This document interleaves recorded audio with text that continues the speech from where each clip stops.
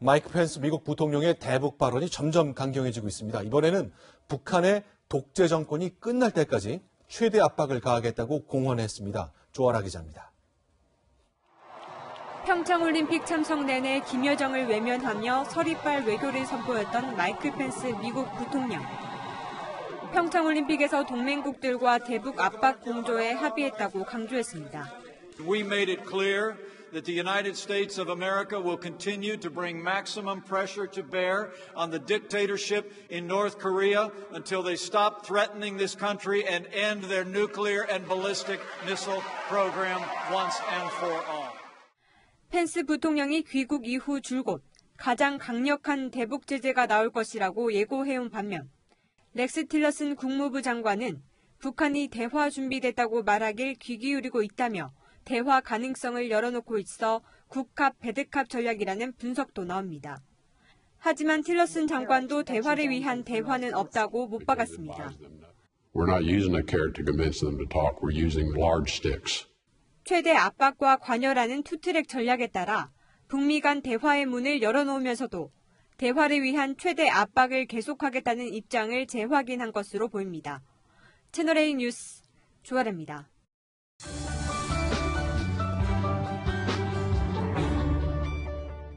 네, 다음번 국회의장 자리를 놓고 여야가 벌써부터 의사봉 쟁탈전에 나섰습니다. 원내 일당으로 의장 자리를 자신하던 민주당은 의석수의 변동이 예상되자 난감해졌습니다. 이동재 기자입니다. 야당의 반발에도 새해 예산안을 처리하며 친정에 도움을 주거나 11시간 동안 여러분들이 시간을 가지신 거 아니에요. 원래 소속이던 당이 추진하는 법안을 직권상정하기도 합니다. 테러방지법 같은 경우 직권상정 요건을 갖추긴 한 겁니까? 저는 일단 그렇게 보고 있습니다. 국회의장은 당적이 없지만 안건을 상정하는 등 일정한 재량권을 갖습니다. 정세균 의장의 임기는 오는 5월 말. 국회의장은 원내 일당이 맡는 게 관례로 당초 후반기 의장도 민주당 몫이 점쳐졌지만 재보선 결과 등에 따라 한국당의 기회가 갈 수도 있는 상황이 됐습니다.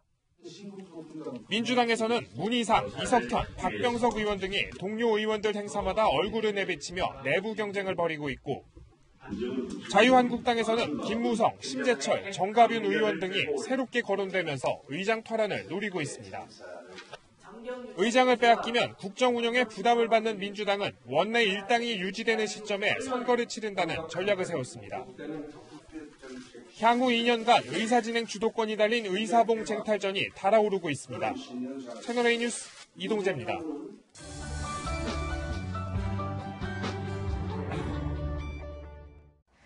요즘 효도 선물로 게르마늄 팔찌 알아보신 분들 있으실 겁니다. 중장년층 사이에서는 유행이라고 할 정도로 인기가 많은데요. 건강 개선 효능이 있다고 하니까 사는 건데 정말 효과가 있을지 김예지 기자와 짚어보도록 하겠습니다. 안녕하세요. 네, 일단 게르마늄 팔찌라는 게 구체적으로 어떤 건가요? 네, 먼저 게르마늄부터 설명을 드리겠습니다. 네.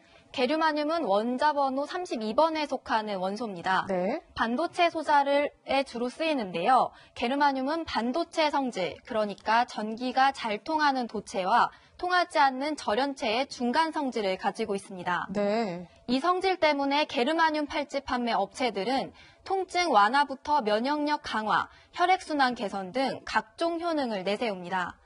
보시는 것처럼 한 업체는 암부터 말라리아, 정신병 등 다양한 질병의 통증을 줄여준다고 홍보하기도 합니다. 저대로라면 안 낫는 병이 없는데 근데 저게 과학적인 근거가 있는 겁니까?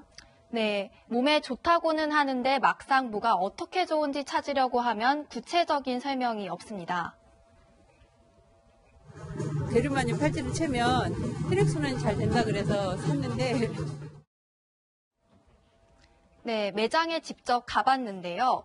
홍보만 할 뿐 과학적인 근거는 제시하지 못합니다. 기름이 혈을 돌려준다고 되어 있고 어깨 통증 같은 거 완화가 된다고 되어 있어요.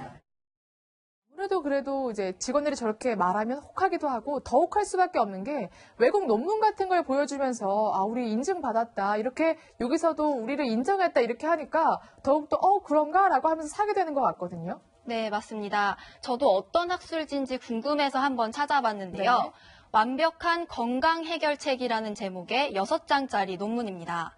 보시는 것처럼 저자의 주소 스펠링이 젊은이가 아니라 젊은으로 잘못돼 있을 정도로 좀 허술해 보였습니다. 네, 그렇게 보이네요. 좀 그 빨간 글씨로 써져 있는 부분이죠? 네, 맞습니다. 전문가의 도움을 받아서 좀 더 살펴봤는데요. 어떤 실험을 진행했다는 설명은 없고 특정 회사의 게르마늄 팔찌를 착용했더니 각종 질병이 극적으로 해결됐다고만 서술하고 있습니다. 학술 논문일 수가 없어요. $50를 내면은 일주일 이내에 그 임팩트 팩터를 주겠다고 광고가 되어 있어요.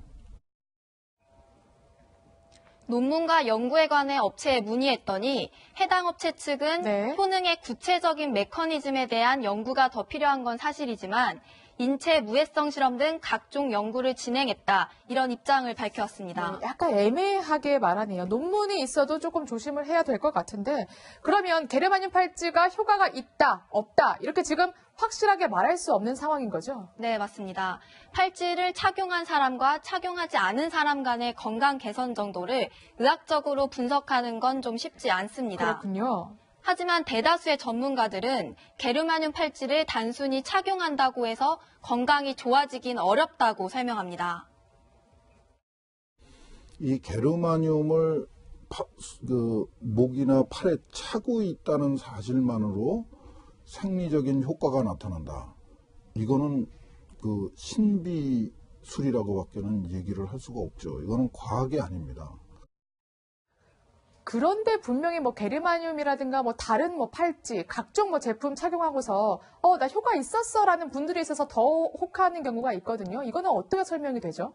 네, 맞습니다. 제 주변에도 그런 분들이 계셔서 제가 취재를 시작했던 건데요. 전문가의 이야기 한번 들어보겠습니다.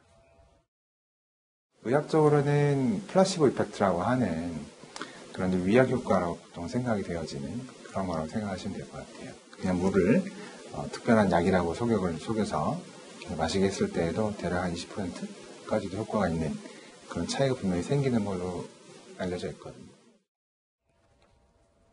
네, 전문가들은 게르마늄 팔찌를 착용한다고 해서 해가 되는 건 아니지만 팔찌가 질병을 해결해 줄 것이라고 믿고 치료를 받지 않는 건 우려된다고 말했습니다.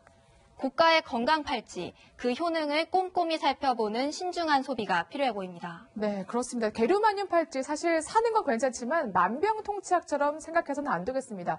또 사실 국민들 입장에서는 효능이 있는지 또 없는지 판단하기 굉장히 어렵기 때문에 나라 차원에서 좀 검증을 해주면 어떨까 이런 생각도 해봅니다. 지금까지 김예지 기자였습니다. 감사합니다.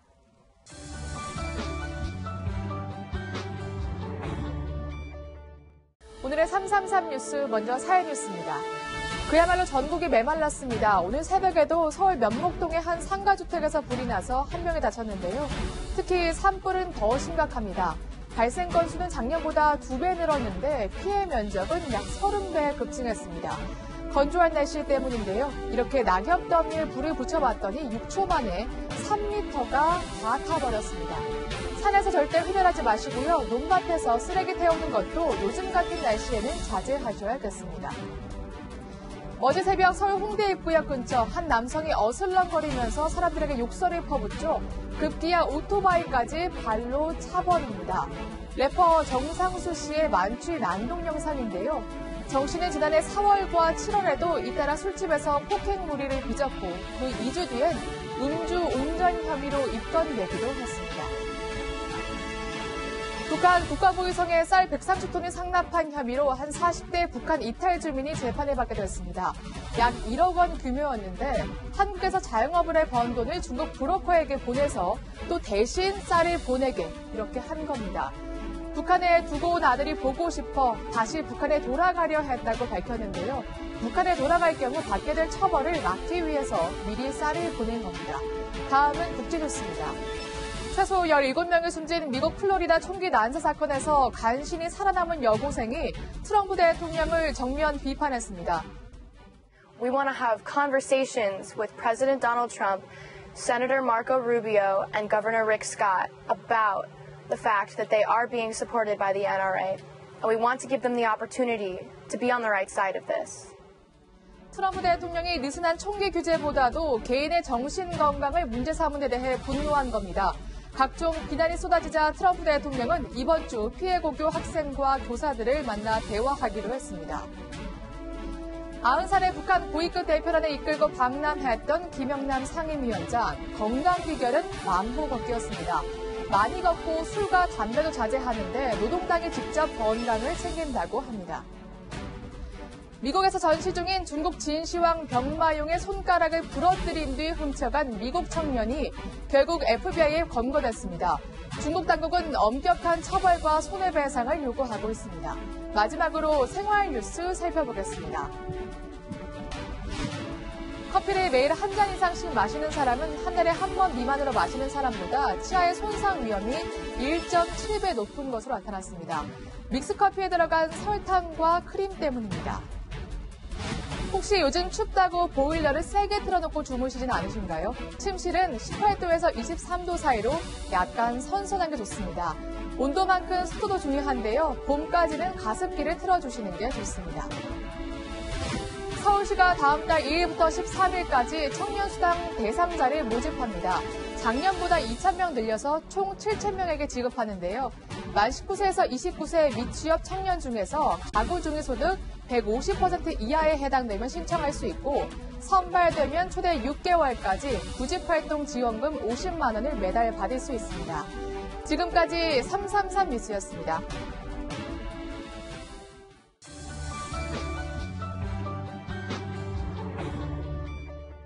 여러분 안녕하십니까? 미국 트럼프 행정부가 한국 기업의 미국 수출에 거듭 제동을 걸고 있죠. 결국 문재인 대통령이 나섰습니다.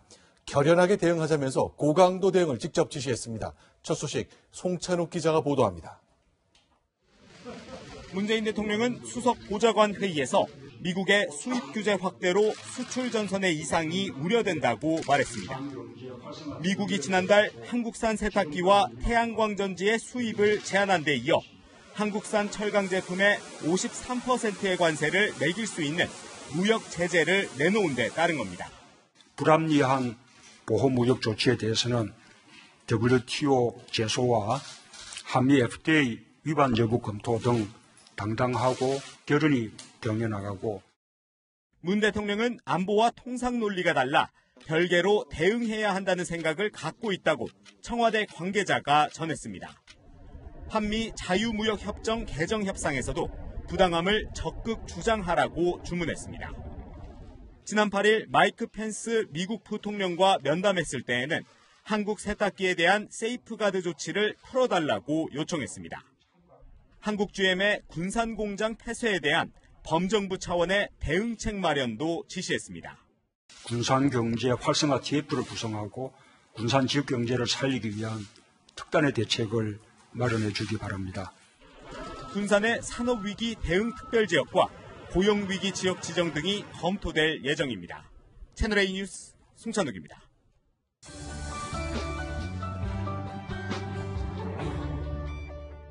네, 정부가 GM을 결정할지 결정을 내리지는 않았습니다만 고객은 벌써 등을 돌리고 있습니다. 당장 이달 판매량이 반토막 났습니다. 정민지 기자입니다. 신차 구매를 고민하는 손님 앞에서 판매 사원이 진땀을 흘립니다. 군산에서 생산하는 거는 크루즈 올란도 두 가지만 생산을 하는 거고 스파크는 차원 공장. GM의 한국 시장 철수설이 불거지면서 이달 들어 수도권에서 팔린 쉐보레 신차는 1,340여 대. 내부 예상치의 반토막에 불과한 처참한 실적입니다. 계약금을 냈던 고객들마저 잇따라 계약을 해지하고 있습니다. 망설이던 고객들이 저희 철수설로 인해서 동요가 있지 않나 그걸 피부로 느끼고 있습니다.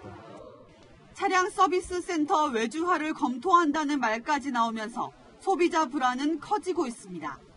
생산량이 적어지면 가격이 올라갈 수밖에 없고 제재도 쓰게 되는데 그러면 사고하고 연결되는 거죠. 정부가 지원한다 해도 시장의 신뢰를 회복하지 못하면 밑빠진 독에 물 붓기식의 악순환이 반복될 수밖에 없습니다. 채널A 뉴스 정민지입니다.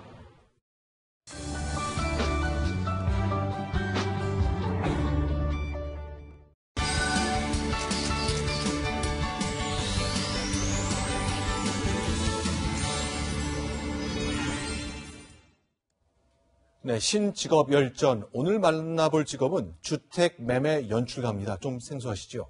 팔려고 내놓은 집 꾸며주는 일을 하는 거죠. 김종석 기자가 직접 체험해봤습니다. 주부 박영희 씨는 자녀들이 결혼하면서 20년 넘게 살았던 서울 염창동 집을 팔기로 했습니다. 손때 묻혀 가꾼 집을 좀 더 높은 가격에 팔기 위해 주택 매매 연출가에게 도움을 청했습니다. 집 분위기는 확 달라졌습니다. 여러 가지 갈등이 있었던 시점에 이 정도면 집의 호가도 좀 훨씬 더 올라가지 않을까 그런 만족도를 느낍니다. 주택 매매 연출가의 도움으로 1년 가까이 팔리지 않았던 집이 1,000만 원의 웃돈까지부터 팔린 경우도 있었습니다. 네, 1일 주택 연출가로 저도 한번 작업에 동참해 보도록 하겠습니다. 항상 이 창 쪽으로 이렇게 뭔가 물건을 많이 놓게 되거든요. 그래서 창 쪽에 있는 것을 좀 편안하게 해서 스테이지를 좀 한번 해보겠습니다. 고정관념을 깨고 침대를 안방 중앙에 배치합니다. 책장을 이동시키고 벽에 붙어있던 식탁도 이리저리 돌려봅니다. 색다른 가구 배치를 통해 집의 가치를 높이는 게 핵심입니다. 공사를 안 하고도 이렇게 연출이 된다는 거죠. 가구 배치만을 가지고도 효과를 누릴 수 있는 것이 미국에선 중개인들이 빈집을 구매한 뒤 주택 연출 과정을 거쳐 비싼 값에 되팔기도 합니다. 이젠 영국과 일본, 스웨덴 등지에서도 유망 직종 대열에 올랐습니다. 특별한 자격증 없이 한 달 500만 원 이상의 수익을 낼 수 있기 때문에 인테리어 업체 근무 경험이 있는 이들에겐 안성맞춤. 우리 정부도 지난 2014년 주택 매매 연출가를 미래를 함께할 직업으로 선정했습니다. 대형 공사 없이도 주택의 가치를 끌어올릴 수 있는 새로운 직종에 젊은 층의 시선이 쏠리고 있습니다. 채널A 뉴스 김종석입니다.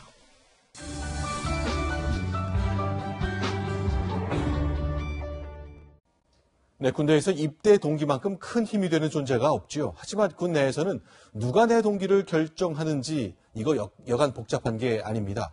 우리 군은 3개월 단위로 이 동기를 묶는 게 좋겠다는 의견을 냈습니다. 최선 기자입니다. 4년 전 선임병들에 의한 윤일병 폭행 사망 사건 이후 육군은 대대적인 병영 문화 개선을 약속했습니다. 그중 하나가 병사 동기제입니다. 입대일 기준으로 짧게는 한 달, 길게는 1년까지 동기로 묶는 겁니다.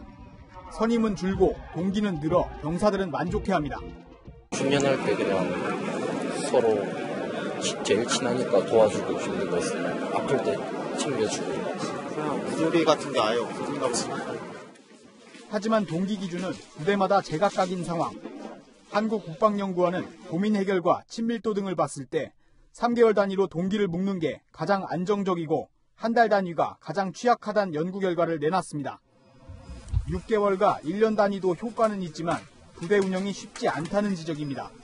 동기가 많으면 간부들 입장에서 통제가 안 된다. 육군은 조만간 적절한 동기 기준을 마련할 계획입니다. 채널A 뉴스 최선입니다.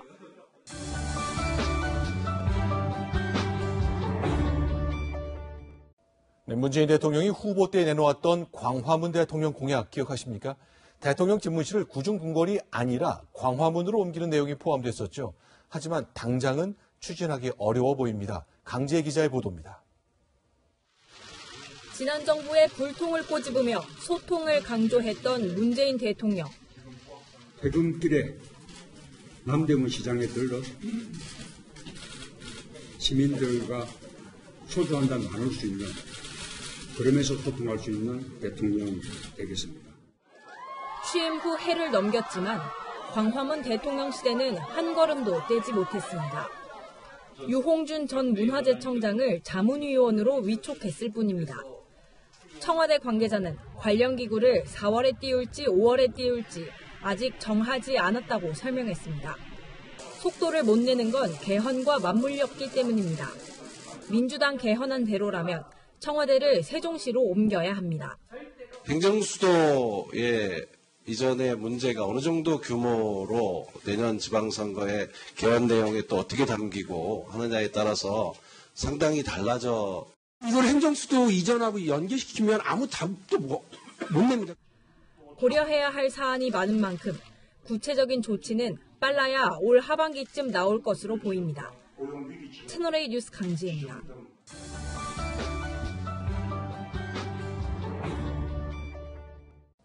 네, 이어서 문화과학부 이다혜 기자와 자세한 얘기 나눠보겠습니다. 이 기자. 자, 오늘 이윤택 씨가 사과했습니다만 파장이 오히려 커지고 있네요. 왜 이런 일이 있는 거죠?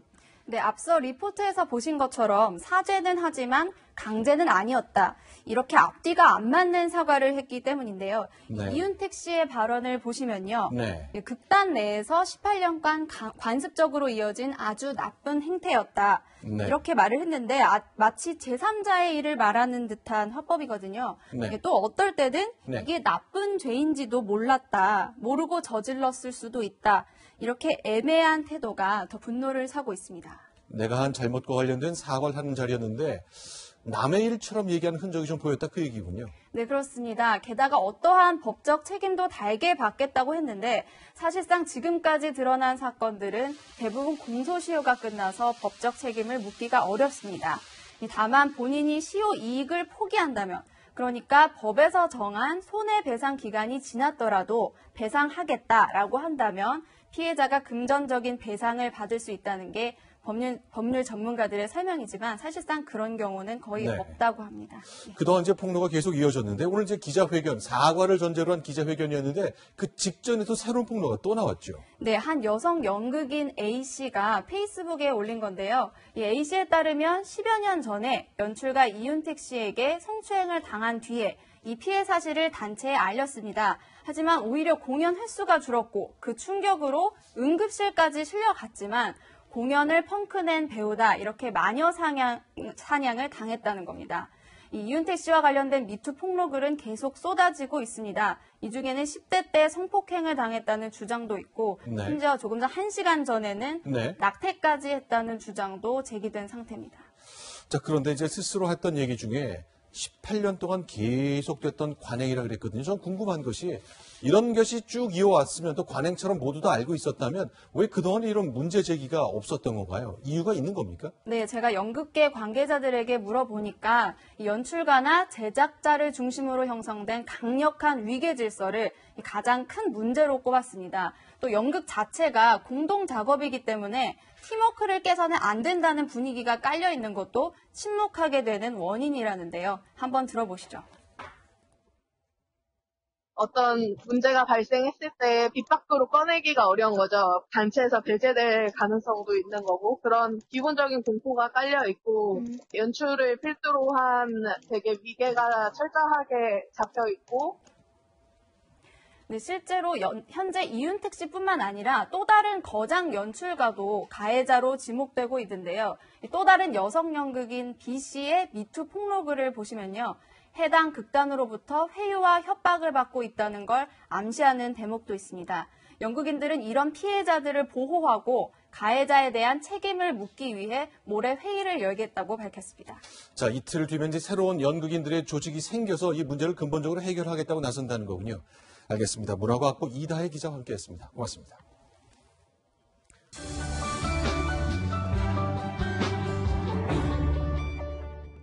네, 지난 11일 규모 4.6의 커다란 여진이 발생한 포항에서는 주민들의 피해 신고가 계속되고 있습니다. 하지만 보상 기준이 과거보다 엄격해졌습니다. 정용긴 기자입니다. 지진 피해 접수 서류를 둔 주민들이 길게 줄지어 서 있습니다. 문 현관문이 깨지질 않았는데 이렇게 샤시가 줄룩해졌더라고요. 설 연휴에도 규모 2.0에서 2.6 여진이 4차례 발생했습니다. 여진이 이어지면서 보시는 것처럼 피해 신고를 접수하는 주민들은 계속 늘고 있습니다. 지난 11일 가장 큰 규모의 여진이 발생한 이후 9일 동안 지진 피해 신고 접수 건수는 3,200여 건. 하지만 이번 여진으로 피해를 본 주민들은 보상받기가 쉽지 않을 전망입니다.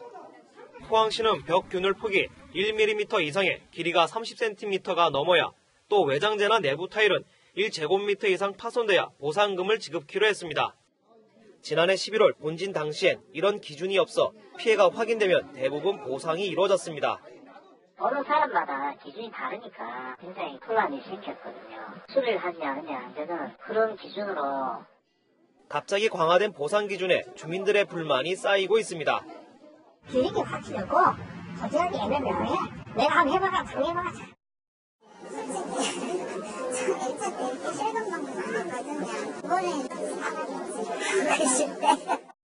다음 달 현장 조사가 시작되면 피해 보상을 놓고 포항시와 주민들 간 갈등은 더 심해질 것으로 보입니다. 채널A 뉴스 정용진입니다.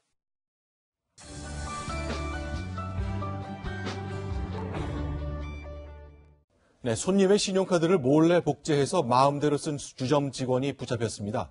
마그네틱 카드만 노렸습니다. 한 장을 복제하는데 딱 1초면 충분했습니다. 배영진 기자입니다. 압수수색에 나선 경찰이 신용카드 복제기를 압수합니다. 복제기를 사용한 남성은 부산의 한 주점에서 일하는 31살 이모 씨. 제 카드를 긁어도 제가 그 입력한 그걸로 바로 덮어 씌워지는 거예요.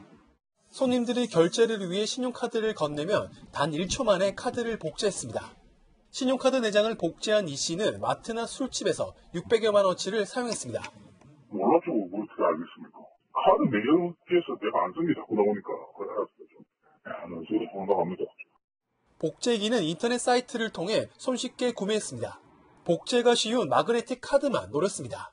IC 칩 카드의 경우에는 그 복제가 되지 않는다는 사실을 알고 마그네틱 카드를 그 복제하는 데 사용을 했습니다. 압수수색을 하던 경찰은 이 씨의 집 발코니에서 대마 세 그루를 발견해 마약 관련 혐의도 적용했습니다. 채널A 뉴스 배영진입니다.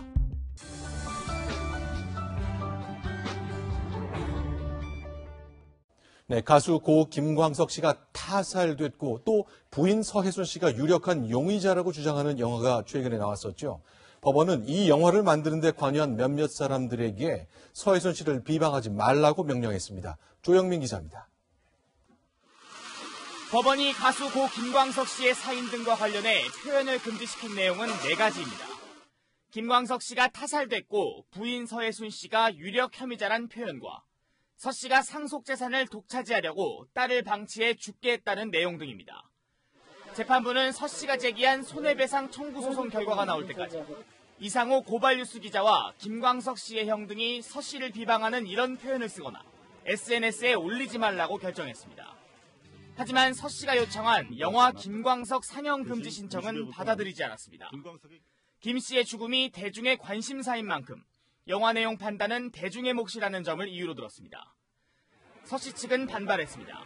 비방 금지를 시켰는데 영화 상영을 그대로 하도록 하는 거는 자가상착적인 모순된 판결이다. 서 씨 측은 오늘 즉각 항고하고 영화 상영 금지를 다시 한번 요구했습니다. 채널A 뉴스 조영민입니다.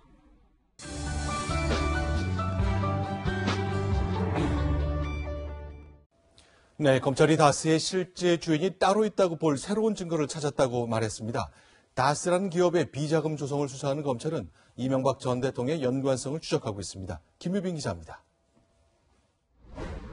다스의 120억 원 횡령 사건을 수사 중인 검찰은 서울 서초동 영포빌딩에 있는 다스 서울지사에서 컴퓨터 외장 하드디스크를 압수했습니다. 검찰은 영포빌딩 관계자가 차에 숨겨놨던 외장 하드에서 다스의 실소유주를 확인할 증거를 다수 확보했다고 밝혔습니다. 검찰 관계자는 다스의 실소유주가 따로 있다고 볼 만한 정황이 포착됐다고 설명했습니다. 다스가 120억 원 횡령과 별개로 거액의 비자금을 조성한 정황도 확인됐습니다. 회사 차원에서 조직적으로 조성한 비자금과 경영진들이 조성한 비자금 두 종류라는 설명입니다.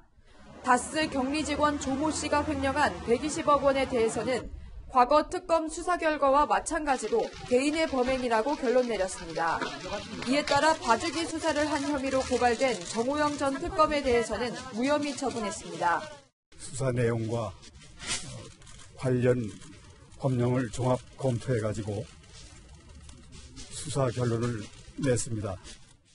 검찰은 다스 비자금 조성에 이명박 전 대통령이 관여했는지 여부를 확인할 계획입니다. 채널A 뉴스 김유빈입니다.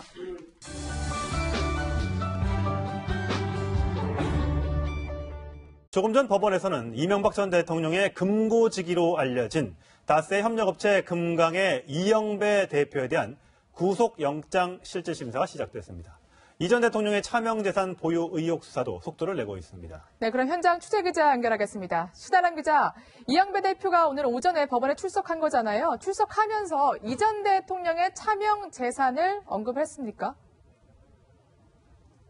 네, 금강의 이영배 대표는 다스는 누구의 것이냐고 생각하느냐는 취재진의 질문에 입을 굳게 다문 채 빠르게 법정으로 향했습니다. 이 대표는 고철을 판매하며 거래대금을 부풀리는 방식으로 비자금을 조성한 혐의를 받는데요. 검찰은 이 비자금이 이 전 대통령 측에 흘러간 것으로 의심하고 있습니다. 이 대표의 구속 여부는 밤 늦게 결정됩니다. 검찰이 다스 횡령자금 120억 원 외에 이 추가 비자금이 조성된 정황도 포착을 했다고 하는데 자금의 성격이 드러났습니까?